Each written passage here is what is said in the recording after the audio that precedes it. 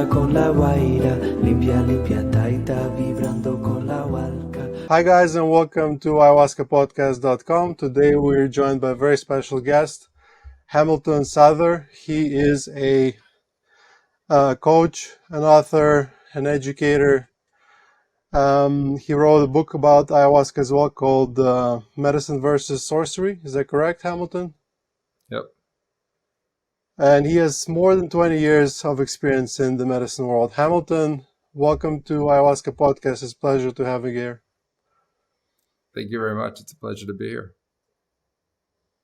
So Hamilton, first question. I know you found yourself in the jungle when you were about 20 years old. What brought you there? How did you end up there? Were you looking for healing? Was it spiritual exploration? And how did you find about ayahuasca so early before it was mainstream? Well, in my case, I had a consciousness awakening in my early 20s. And through that process, I was guided to the Amazon. And so I was already looking for an apprenticeship. I was looking for teachers. I didn't know in which discipline I would be taught in, but it turned out to be ayahuasca practices and other Amazonian plant medicine practices. And I was led to my teachers. And I've told the story many times, but they had visions for 10 years in their ayahuasca ceremonies of my arrival before I arrived. So they were kind of looking at me going like, why did it take you so long to get here? And I had been, growing up and living my normal life and ultimately leading up to that awakening. And so I got sent to the Amazon and I got introduced to ayahuasca when I was in my early 20s. And from the first ayahuasca ceremony, the visionary experience was so profound and consciousness expanding and incredible that, it started my apprenticeship right then. So how old are you now, if I may ask? I'm 45. 45. Okay, so that's a long journey. It's interesting. It's hard to explain to everyday people about this visions and the guidance and the calling. I'll give one example from my own experience. The shaman that I currently work with, his apprentice a few years ago, he saw him working at our retreat here in Medellin, and he didn't believe him because there were no retreat in Medellin. So it's interesting how they can have visions and actually they become the reality.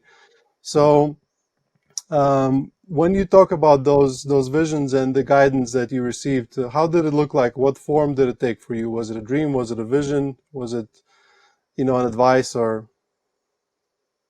Yeah, I was at that time a mixture of everything. I think that, these kinds of experiences have become more normal as more people have started to go through consciousness awakening experiences and spiritual awakening. But in my case, it came through dreams and it came through meditations and trances where I was able to communicate with a greater awareness, greater context of intelligence, and that intelligence was able to guide me. So a question that comes to mind is if let's say your arrival to the jungle and your journey was somewhat predetermined, in that reality or in that version of reality, how do you find the balance between what is your actual effort and the work you do with stuff that's predetermined? I mean, it can be a little difficult to you can just say, my destiny is set and I can just sit in the sofa and relax and it will just all play in mind. So how do you find balance in that? Because I know you're very productive. And that would be your destiny. I think it's, what you're describing is a self-fulfilling prophecy. If you say your destiny is set and then you don't do anything, that's your destiny. If you say your destiny is set and then you do a lot of things, that's also your destiny. And so I prefer to think of destiny as being a kind of determination that we have, not predetermined. So in our determination, we set the course of our destiny and we change it with the choices and decisions that we make. And so there's kind of a guiding force that can show us a general direction that we're taking. But, maybe I never would have taken the calling and the guys who had the visions would have just had visions and I never would have shown up.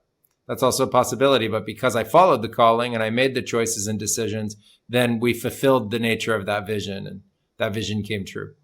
So I think we have a personal responsibility to play in destiny. What if somebody else showed up, another white guy? That's That's a great question.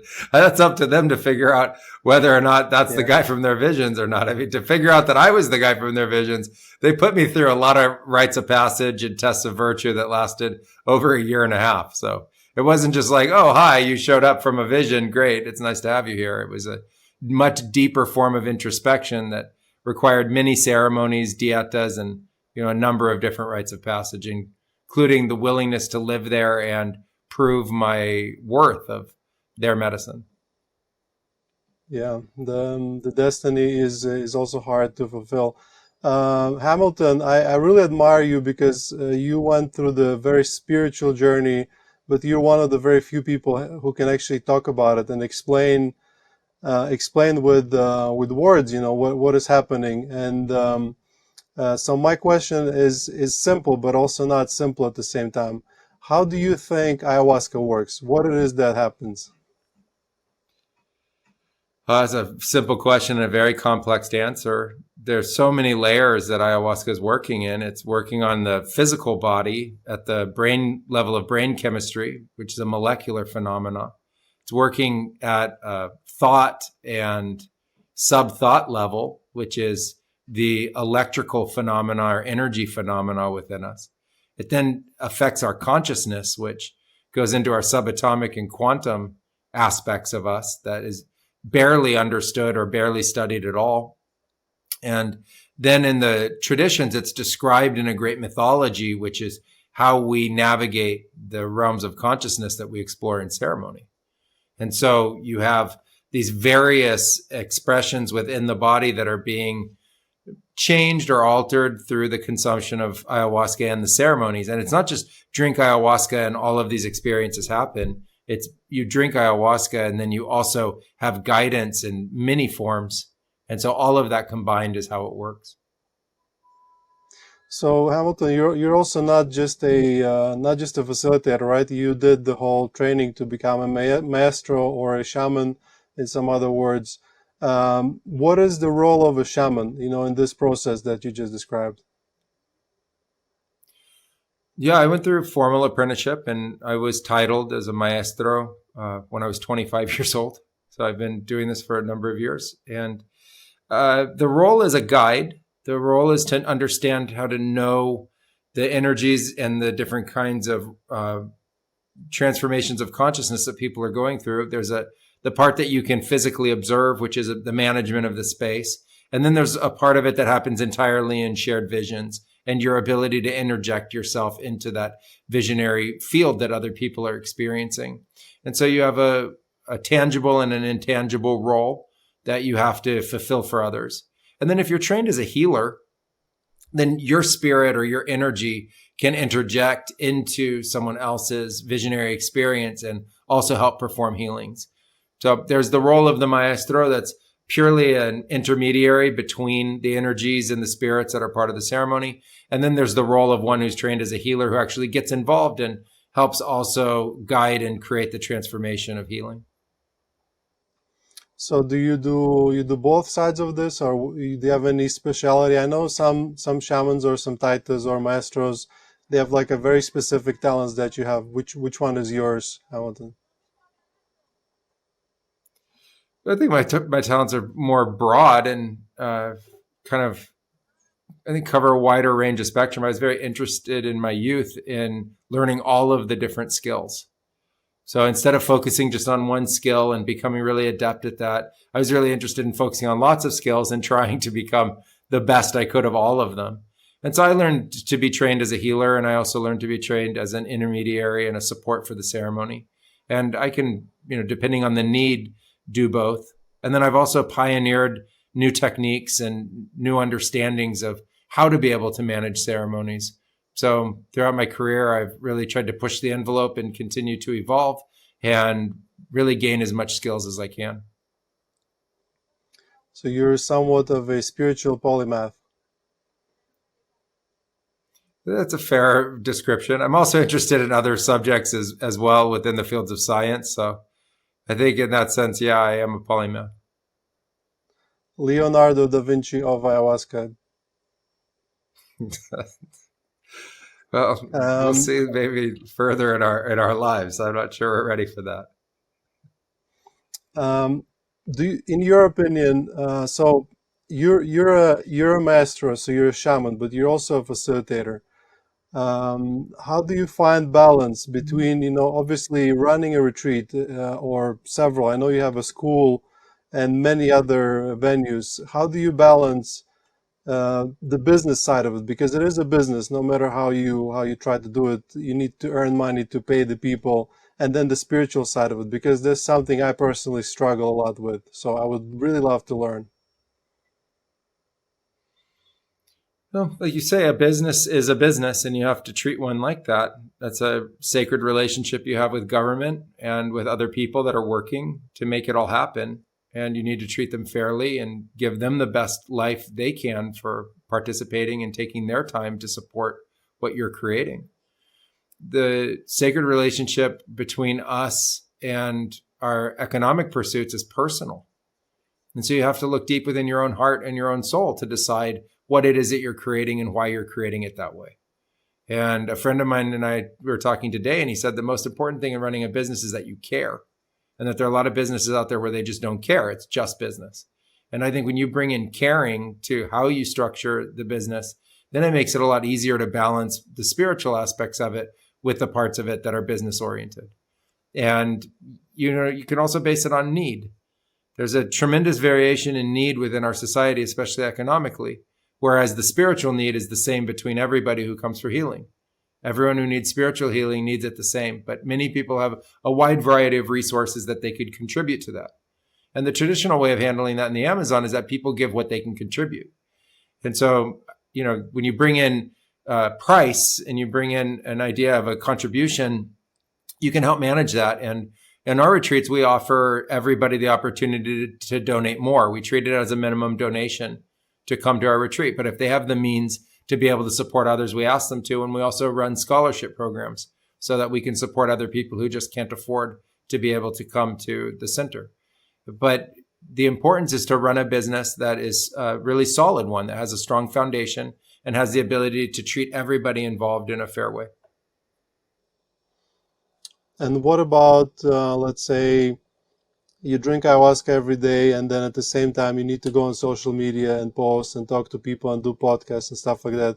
How do you find balance there? Because it's a very different states of mind. I would almost say they're diametrically opposite. How do you do it? Uh, the nature of working in ayahuasca is about training your consciousness.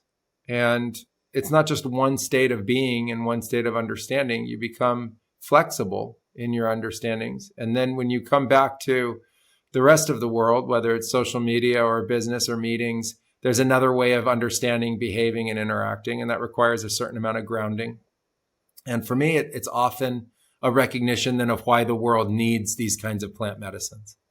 And so you say it's like complete opposites. You go to something like social media, and it's an incredible form of promotion and a way to be able to, link and unite with people who need to even know that you exist. But at the same time, it's a very different mindset. And so often that just proves the need for these kinds of medicines more. And it also helps to have a team. Mm-hmm. So you mentioned that the world needs ayahuasca. I absolutely agree with you, but I would like to hear your opinion as to why. There's a inherent conflict in humanity that has been in existence for many years. And when you hear people talk about it in, today, like what's going on in the world now, they just highlight different kinds of things going on in the world that seem like there's a lot of injustice and a lot of difficulty that people are having. And when I looked at that from a greater historical perspective, I thought it just represents conflict. People are in personal conflict, internal conflict, conflict with themselves, conflict in their mind, in their emotional state, in their work state, with their families, with their community, with their society, with each other, in their romance. It doesn't matter. All the media and feeds on conflict, all of the different kinds of series and movies is conflict driven. And so it just seems like this is a pervasive problem that we have. In Eastern philosophical studies, they call it suffering. They say everyone's suffering in one form or another. And so when I look at the plant medicines, the purpose of them, or one of their purposes, is to help people transcend that kind of suffering. And so I think it's a great kind of medicine to be able to support people in their awakening and the transcendence of this inherent suffering that it seems like so many people are afflicted with. Yeah, totally agree with that. I remember when I first started working with ayahuasca, I got really excited when I saw the potential and how it, for example, bonds the group, and the same would happen probably to the world largely. So I started dreaming about this maybe moment in the future where everyone has had ayahuasca yesterday and you wake up next morning and sort of imagining how the world would look like. So then I sit down with the calculator and did some basic math, and it turned out you'd have to give ayahuasca to 200,000 people a day for 20 years in a row. So not very realistic. And also some people say, that not everyone should have ayahuasca. So in your opinion, do you think we will get to the point where everyone is somewhat spiritual and works with some plant medicines or other modalities? And who do you think should not have ayahuasca? There's a great evolution in consciousness taking place that is beyond that of just our conscious choices. And so we have to remember that we're part of Earth, and that as being part of Earth, Earth is really the one evolving us.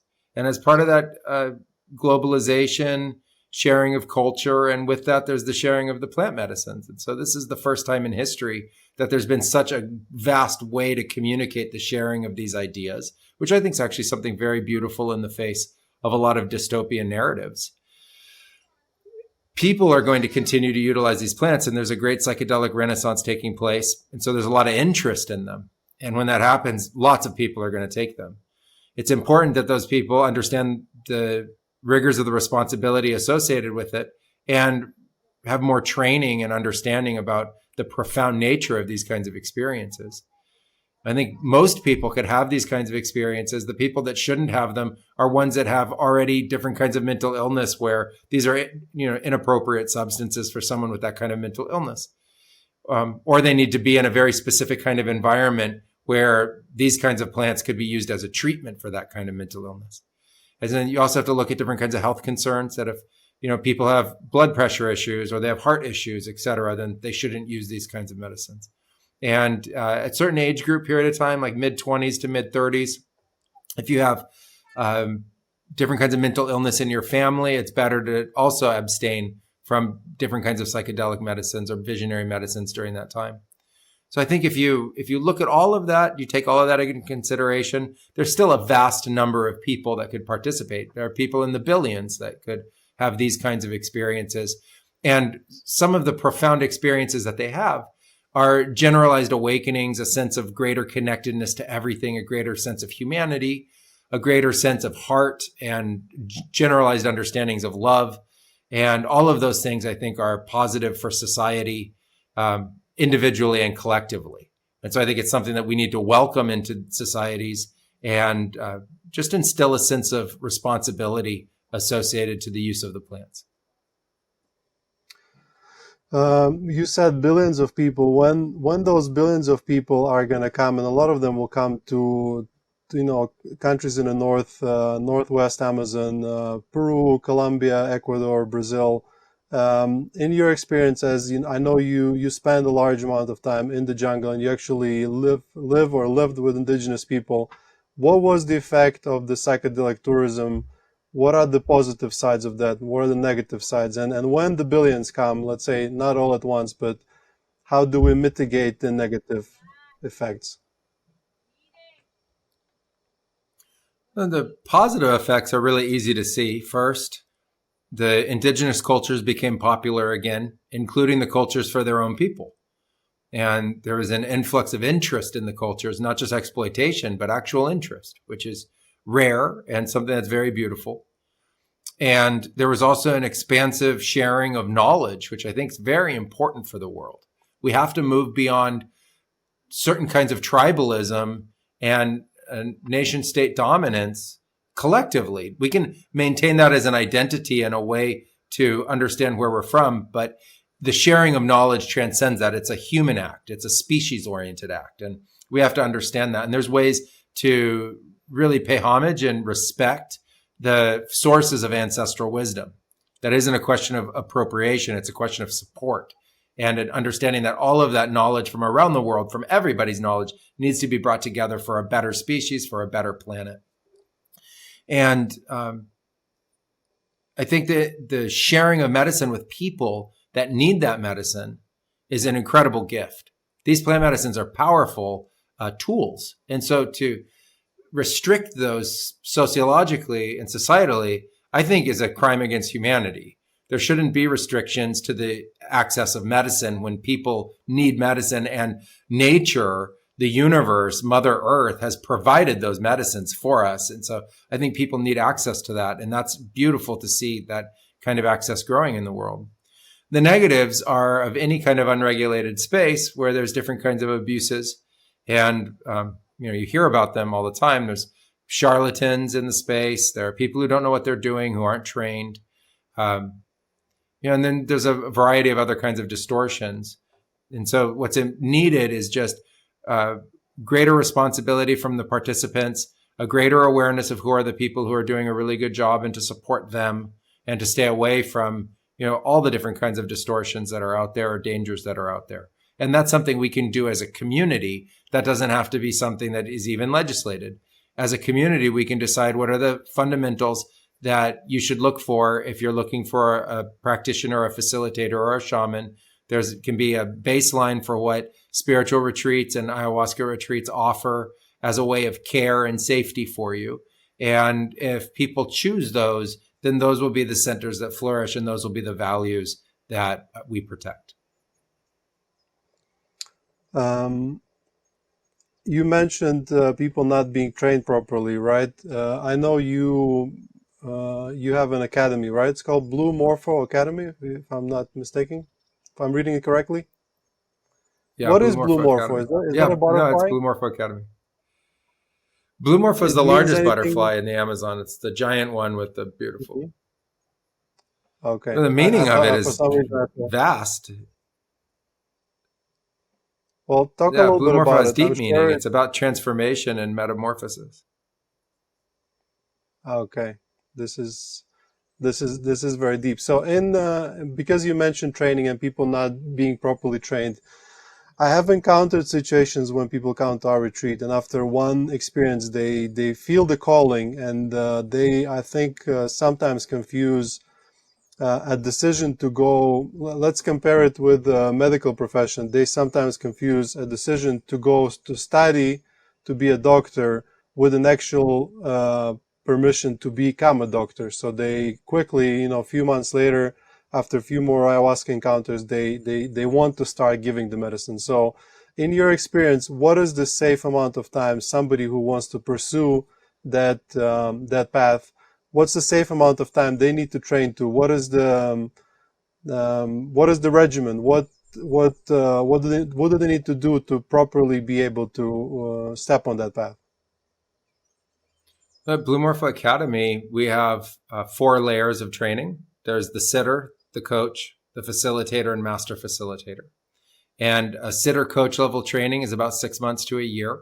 A facilitator is a year to 2 years, and a master facilitator is 4 to 10 years. At which part of time does somebody gets a permission to serve the medicine?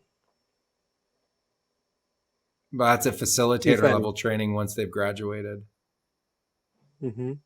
So minimum roughly, of 2 years of training. 2 years, okay. That sounds fair. The number I gathered from working with Titus, the Colombian tradition is always something has to do with about 10 years, but of course there's different intensity in the training you can get. What is your opinion on sustainability of ayahuasca as a plant? I have my opinion, but I'm sure people would be more interested to hear from you. I think the first thing to understand about ayahuasca is that it grows very easily. You can grow it from cuttings. You can grow it from little pieces of it, but it takes a long time to mature. So really good ayahuasca is minimum 6 years old. 6 or 7 years old. So people need to plant it. It grows great as a form of local agriculture, although it grows up trees. So you can't clear cut the forest to plant ayahuasca. You need to leave trees, and you need to plant it where it can grow up into the sunlight. A kind of sacred cultivation is necessary, and I would prefer that people stop harvesting it from the forest and leave that for the indigenous people who live in the forest. It's not necessary to go take native ayahuasca from the forest. There's plenty of cultivated ayahuasca. And like I say, it propagates from its own cuttings. And so I think that what there needs to be is a great expansion in sacred cultivation so that there can be plenty of ayahuasca for the needs of the people of the world. And it's possible to grow enough of it for ultimately all the medicine use and sacramental use that's needed of it. It just requires dedication and time. And I would like to see the community really embrace sacred cultivation and insist on the ayahuasca that they purchase or the ayahuasca that they consume, that it comes from sacred gardens where it has been grown and tended with intention and love. Yeah, this is really the beauty of this plant is, as you said, it requires a tree to go around, so there won't be deforestation. And my taita is the word they say here in Colombia they use for a shaman. And I know he and his family, they have 5 hectares of ayahuasca, or jahe as it's called here in their language. Ambihuasca actually in Inga language. That's an Inga tradition. What my taita told me is a lot of times ayahuasca grows where nothing else grows. So it's actually very beneficial because it is, in the end of the day, it does provide sustenance for the local people because it's a laborious process and people need to, plant it and then take care of it and then harvest it and cook it. And so local indigenous people end up with, share of that if economic benefits that come from all the ayahuasca retreats that might be working with that medicine. Hamilton, in one of the podcasts that I listened with you, you mentioned something about 9 universal definitions of human consciousness. You didn't go into that, and I'd be really curious to know because you, if I understand correctly, you found a way to explain basically everything with this 9 definitions. Really curious. Yeah. For a period of time in my career, I was very interested in the universal states of consciousness, which is something that we all experience or that we all share. And there's so much dissonance and fighting over, how we understand things. I wanted to find everything that was universal to all of us. And so in the case of the 9 universal states that I found during that period of time, it created a safe place for us to be able to have ayahuasca ceremony. And I called it Medicine World. And the nature of it was universe, time, I, consciousness itself, motion, interaction,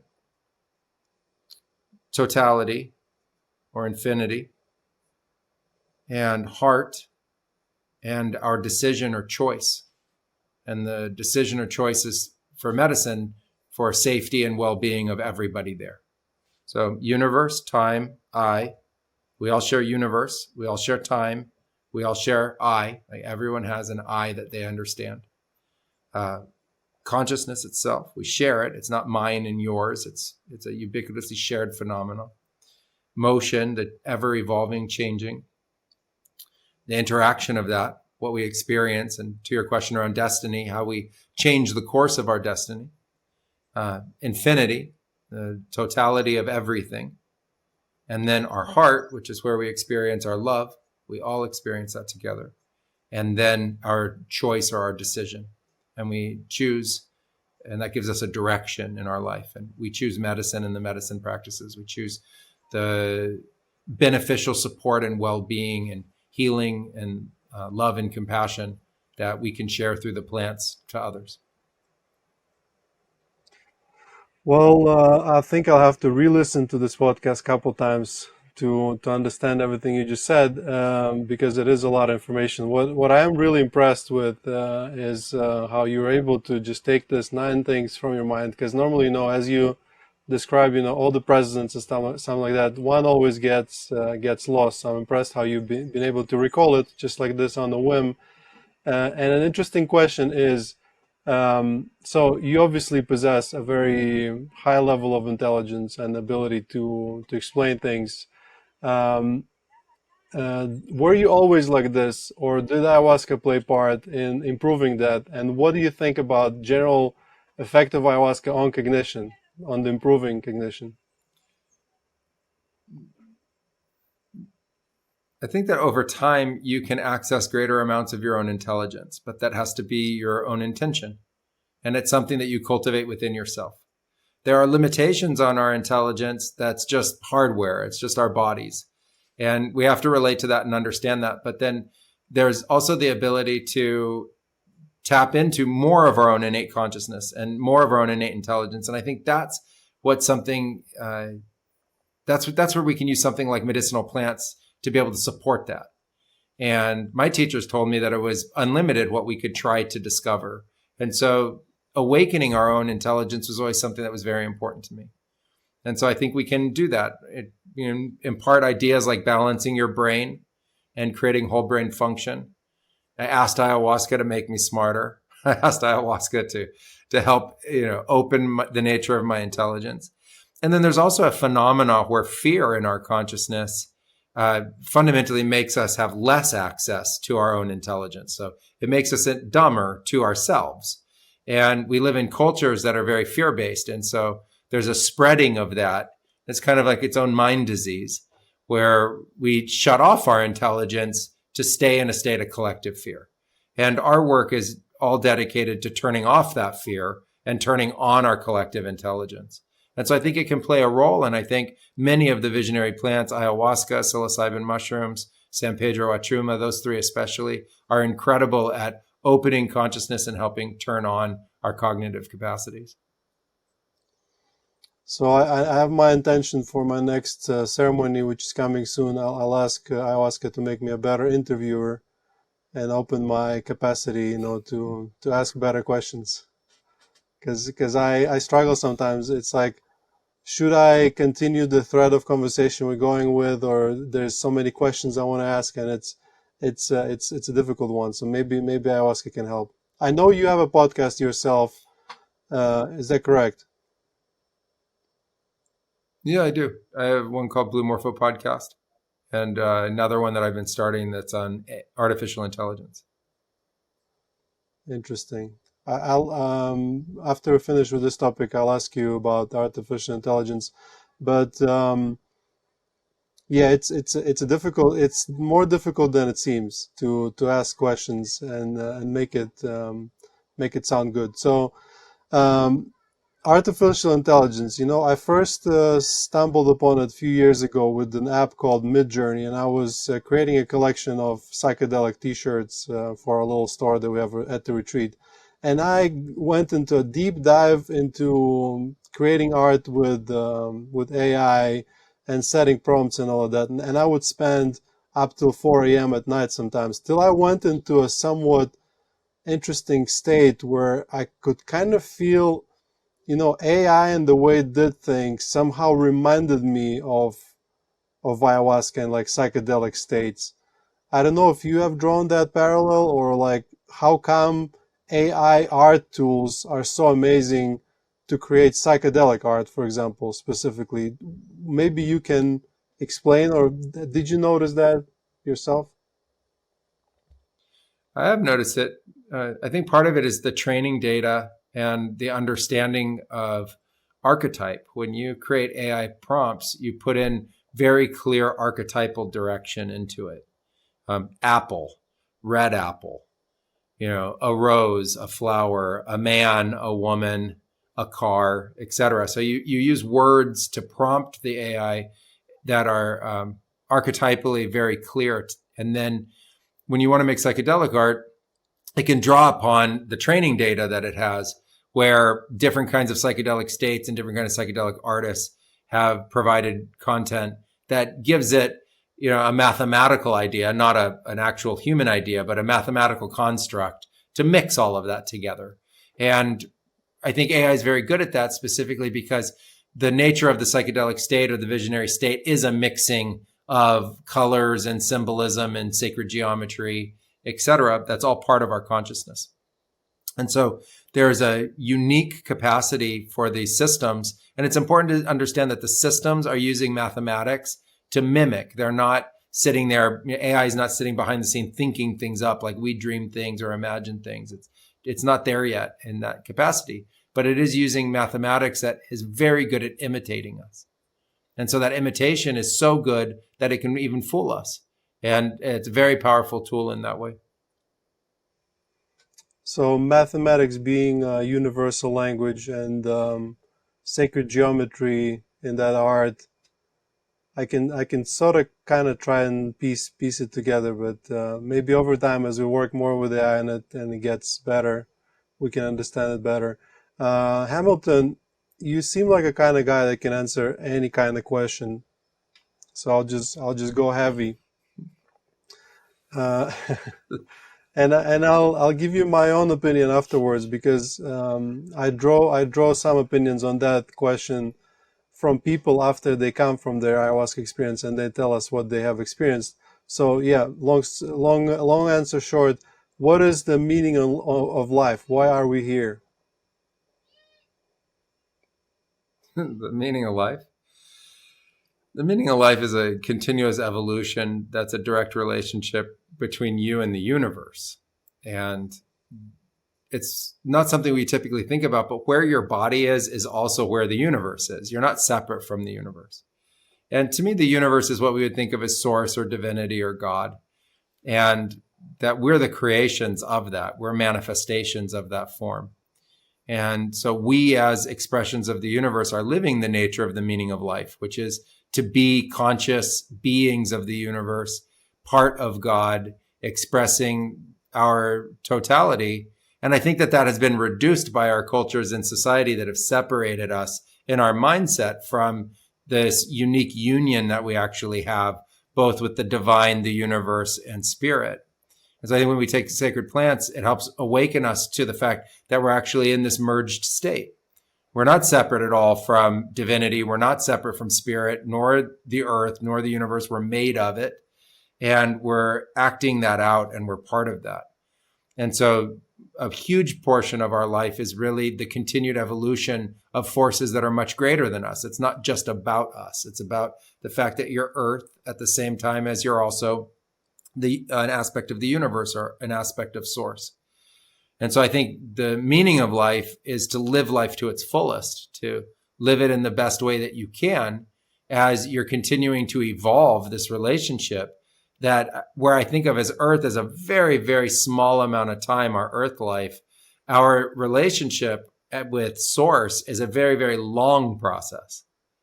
So if you think about it from earth life, you think 50, 60, 70, 100 years. If you think about it as a soul, it's billions and billions and billions and billions of years. And so really this part of our life is a very small part of what we're living. And that nature of soul is actually something for much greater expanses of time.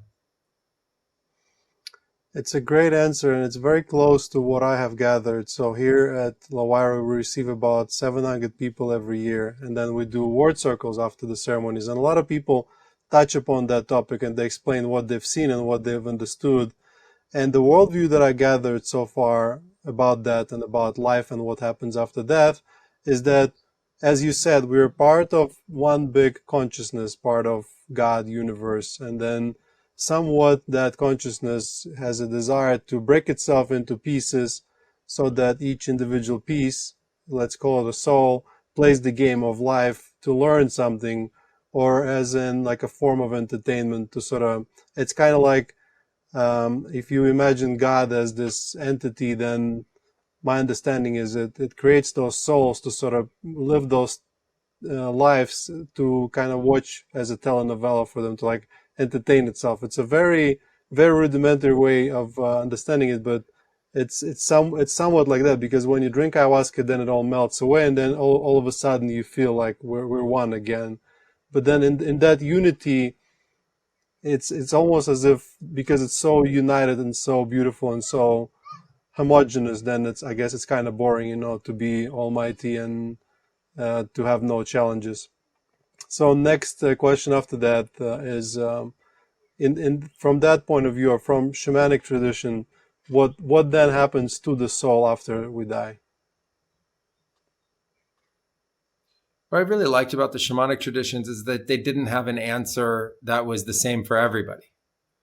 I thought that was first a great idea, because every other culture had presented me with an idea that, this is going to happen to everybody, whether it's reincarnation or a kind of binary outcome, like good or bad is going to happen to you. But in the shamanic tradition, it was, first of all, when you die, you become spirit. And now what comes next for spirit is more vast than what it was for us to all be human at the same time. And so some people have different roles. Some come back to life. Some go to other purposes. Some, they say, just are part of the cosmos. They're just out in the dimensionality of the cosmos. Some unite and unify with source and divinity again. Some go to live in other places. There's no limit to the imagination around this. That was what was so beautiful about it. So I think very much akin to that, we don't know what's going to happen. That's part of the mystery and the beauty of life. But we do know from our ancestors that we can still communicate with, that there is something much greater beyond this life. And so I think of it as a kind of preparation for what's to come.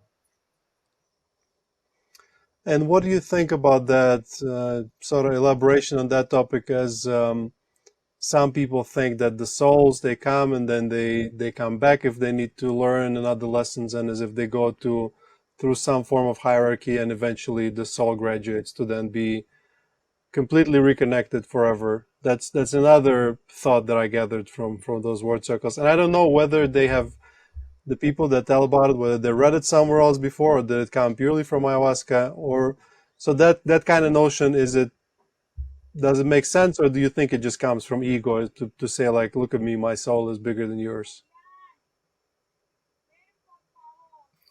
I think that's one way of trying to rank them. But I think if you're doing soul ranking, you're probably set up for reincarnation. I don't think you're getting out by the stories of reincarnation. You haven't gone through all the ranks levels yet to, be allowed to leave, I think. So I'm not sure I would do any soul ranking. I think that the idea of learning things and still having more things to learn is a pervasive theory, and something that a lot of people use as their personal philosophy.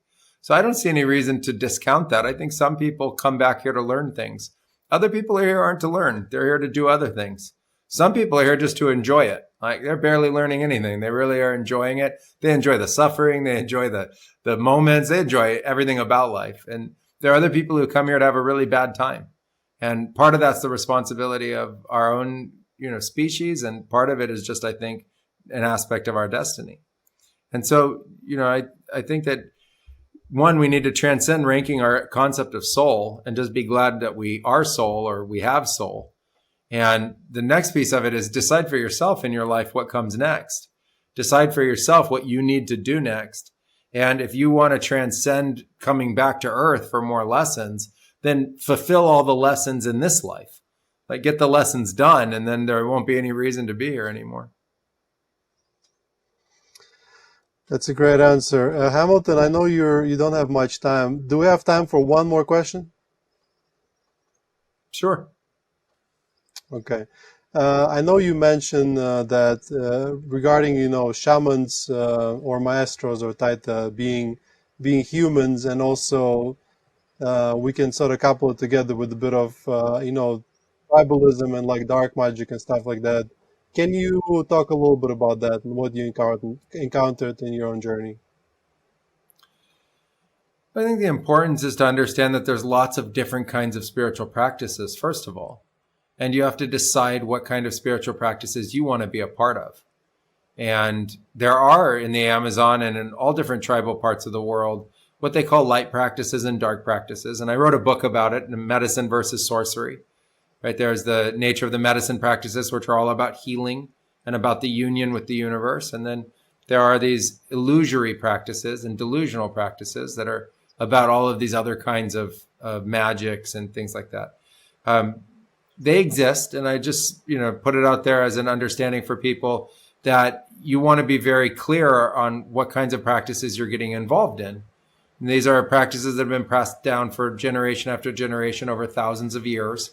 Just because we come from cultures that don't believe in it or understand it, it doesn't mean that it doesn't exist. It just means we don't have a frame of reference for it. So you want to be careful around it and pick the groups of people that you want to interact with that share the same kind of values you do. And, otherwise, I think you just know that those kinds of things are out there and you make that decision for yourself.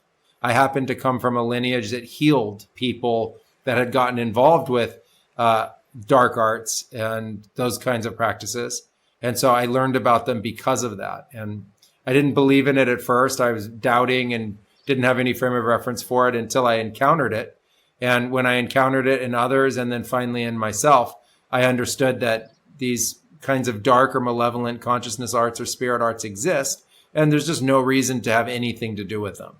There's no reason to learn them, participate in them, or perpetuate them. And so that was the decision of our lineage, just to help people who had been negatively afflicted and then move on from it. Yeah, pick the light side, guys, because the dark side always has a price. The price you pay in the end. I've heard some stories about some shamans that took shortcuts. Hamilton, thank you so much for coming. I could ask you 100 more questions, but I know you have to run. Maybe we can do it again sometime in the future. Hamilton, where can people find you? Where can they find your work, your books? Sure. If you'd like to come on a retreat with us, you can going to bluemorphotours.com. If you're interested in our academy and our mystery school, either going through the certification programs or our community, you're welcome to check it out at bluemorphoacademy.com. You can check out anything about me and my books and everything at hamiltonsouther.com. Okay, guys, check out Hamilton's stuff, read his books. Read his podcast. Sorry, listen to his podcast. They're very interesting and very fascinating. I wish we had 3 hours to talk because there's much more in him than it might appear. He has wealth of knowledge and really really interesting stories. Hamilton, thank you so much for coming. It was a lot of fun. Yeah, thank you so much, Sam. It's a pleasure to be on the podcast, and I look forward to another one. Guys, thank you for listening to ayahuascapodcast.com. As always, with you, the host, Sam Believ, and I will see you at the next episode. Trae con la vida, vida de la baila, cura con la guaira, limpia, limpia, taita, vibrando